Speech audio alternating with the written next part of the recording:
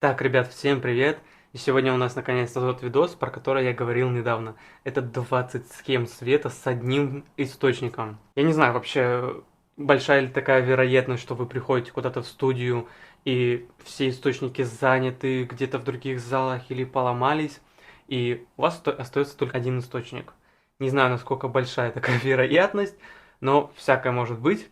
Поэтому тема сегодняшнего видоса именно такая. Я покажу и расскажу про простые схемы, где-то посложнее, но в любом случае с одним источником прям много-много чего наворотить немного тяжеловато, но 20 схем света мы сделали. Можно сделать больше, просто где-то что-то чуть-чуть передвинуть, чуть-чуть поменять положение источника, где-то добавить, может быть, фильтр, еще что-нибудь. Поэтому полет фантазии может быть вообще гигантский.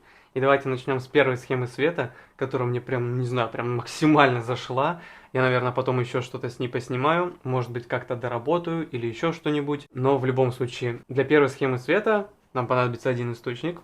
Мы берем, надеваем на наш источник горшок и берем цветной фильтр. Я в данном случае взял синий, можно, в принципе, взять любой, но что-то мне вот синий так зашел. Мы берем и наклеиваем его неправильно, то есть не как обычно, там вот берем наш источник, да, с горшком и наклеиваем фильтр вот так вот.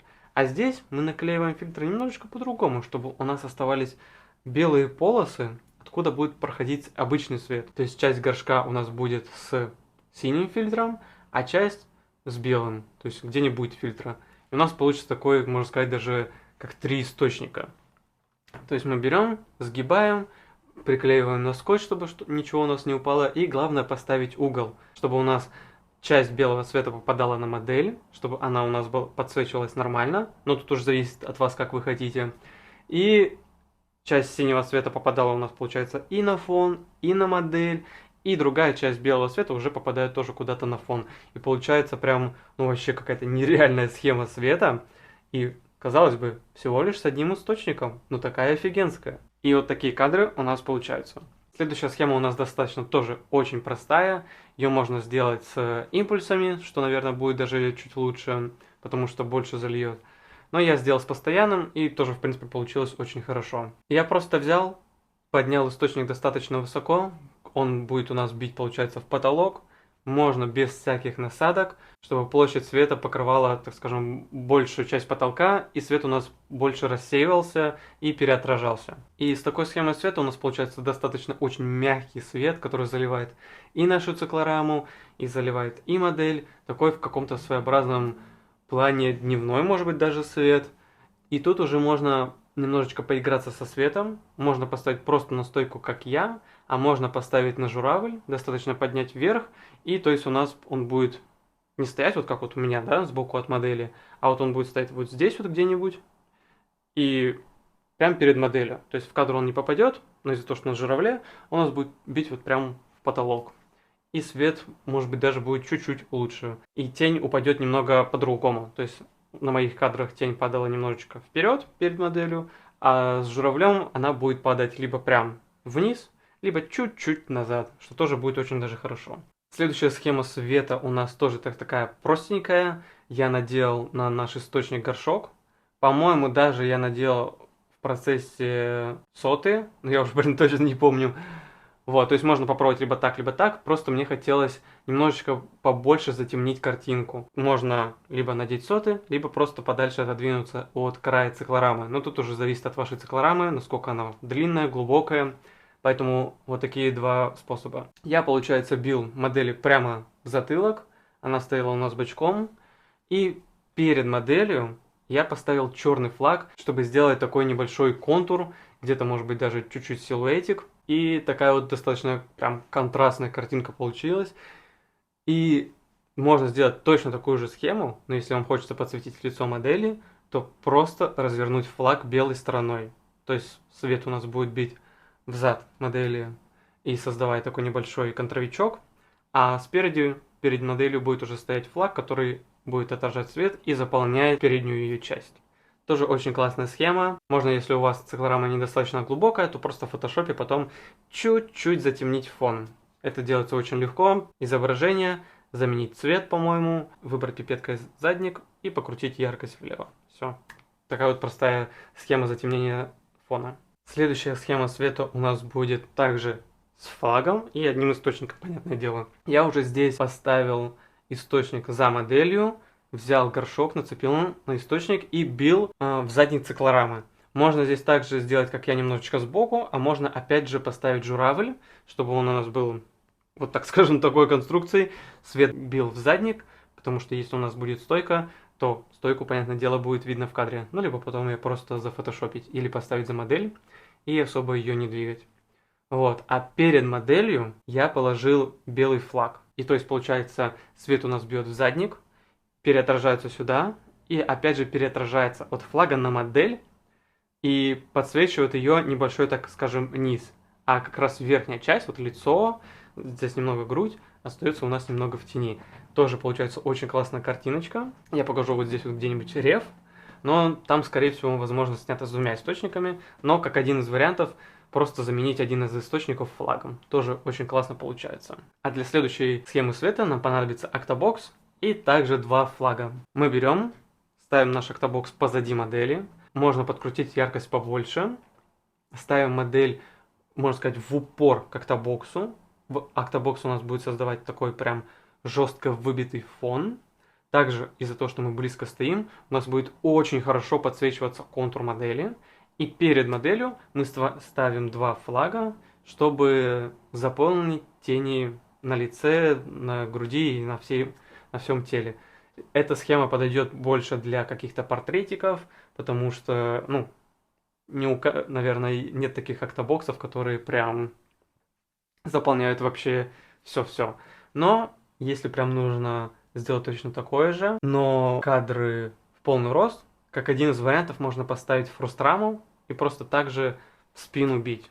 И получается у нас плюс-минус похожая картинка, но уже в полный рост. Для следующей же схемы света мы также будем бить в задник циклорамы. Можно поставить без насадок, можно поставить горшок, можно попробовать по-разному, посмотреть, как вообще картинка получается.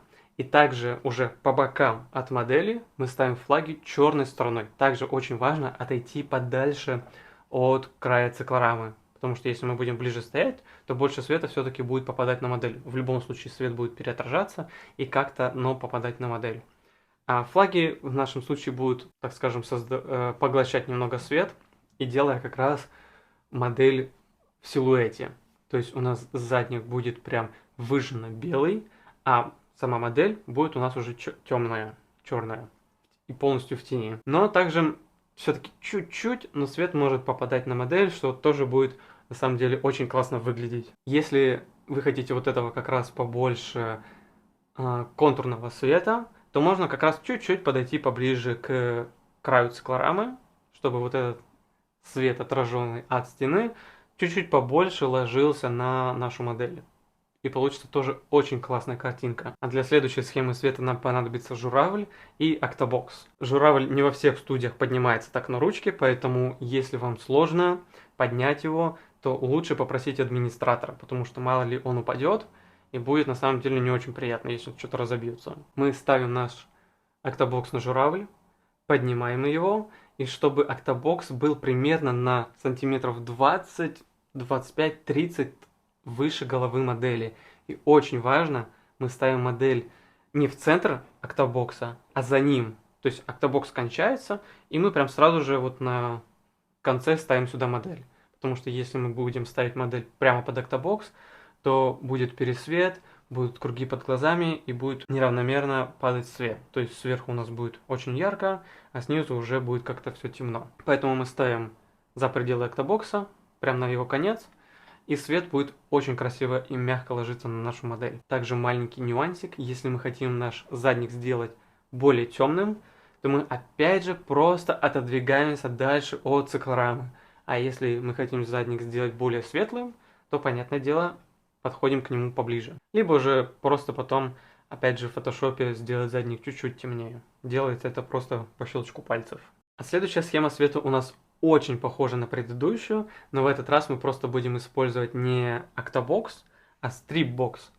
И из-за того, что стрип у нас достаточно длинный, он у нас где-то будет создавать и контурный свет, и также подсвечивать нашу саму модель. То есть здесь модель может немножечко даже двигаться, а не стоять на месте, и свет будет достаточно неплохо ложиться. И также из-за того, что у нас здесь стрип, а не октобокс, то у нас будут немного подчеркиваться наши скулы. Но здесь всегда лучше держать голову модели чуть-чуть повыше, то есть подбородок поднимать чуть выше, чтобы свет все-таки ложился чуть лучше. И вот такие кадры у нас получаются уже вот с такой схемой света. Для следующей схемы света нам понадобится опять же журавль, но вместо стрипа или октобокса мы поставим уже горшок. Горшок у нас будет бить наш в задник модели, создавая здесь у нас такой контровый свет. Также свет будет попадать немножечко на циклораму, создавая такой, можно сказать, небольшой кружочек, что тоже будет очень красиво выглядеть. И перед моделью мы опять же ставим просто два флага, от которых будет отражаться свет и заполнять тени на нашей модели. Получается такой достаточно жестковатый свет, получается у нас как контур, подсвечивается фон и также подсвечивается лицо модели, что всего лишь с одним источником выглядит прям, ну, очень красиво. И вот такие кадры у нас получаются с такой схемой света. И для следующей схемы света нам понадобится дым. Я уже говорил в прошлом видео, что дым-машину лучше поставить греться заранее, потому что она греется какое-то время. И для этой схемы света я ее сделал чуть-чуть по-разному. Можно сделать по одному, можно сделать чуть по-другому. Можно даже сказать, что это две разные схемы света. Просто немного меняв флаги. Мы выстраиваем наши флаги вот такой вот небольшой книжечкой. Ставим здесь уже нашу дым-машину и также наш источник. Лучше поставить, конечно, что-то более жесткое, например, Spotlight. Либо можно поставить, как я поставил, горшок с створками, чтобы лишний свет никуда у нас не уходил. Мы выстраиваем такую, так скажем, линию, по которой будет идти свет и по которой будет идти дым. У нас идет дым через эту линию. Свет у нас, из-за того, что он достаточно жесткий, подсвечивает дым. У нас видны все клубы дыма. Получается такая очень интересная картинка. Задник, в свою очередь, получается такой достаточно темненький, потому что свет у нас никуда не отражается. И да, флаги мы ставим черной стороной к источнику света. Опять же для того, чтобы задник у нас был черный, и свет нигде не отражался и не заполнял нашу картинку. И из-за того, что флаги у нас стоят немножечко сбоку, получается такой интересный кадр. Вот такие кадры у нас получаются. И можно изменить чуть-чуть данную схему, поставив один из флагов перед моделью. Так у нас будет немножечко и подсвечиваться сама модель, из-за того, что свет отражается от флага, и также будет виден дым. И вот опять же такой кадр получается с данной схемой. Я думаю, я разделю ролик на две части, чтобы не перегружать вас инфой и не делать ролик прям супер-супер длинным. Поэтому это будет конец первой части. И если вы смотрели прошлый ролик, я говорил про мастер-класс в Москве. Скорее всего, он будет 14 апреля в Москве в студии Blaze. Поэтому, если вам интересно попасть на мастер-класс, где я буду рассказывать про свет, научим вас читать свет, покажем вообще, как работать с моделью, как готовиться к съемке. И если вы не из Москвы, то будет онлайн-трансляция. Поэтому в любом случае, если вам это интересно, то обязательно пишите либо в телеге, либо пишите в инстаграме. Ссылки все будут внизу. А на этом я с вами прощаюсь. Не забывайте снимать, снимать, снимать и снимать. И не бойтесь экспериментировать. Удачи в ваших следующих съемках. Пока.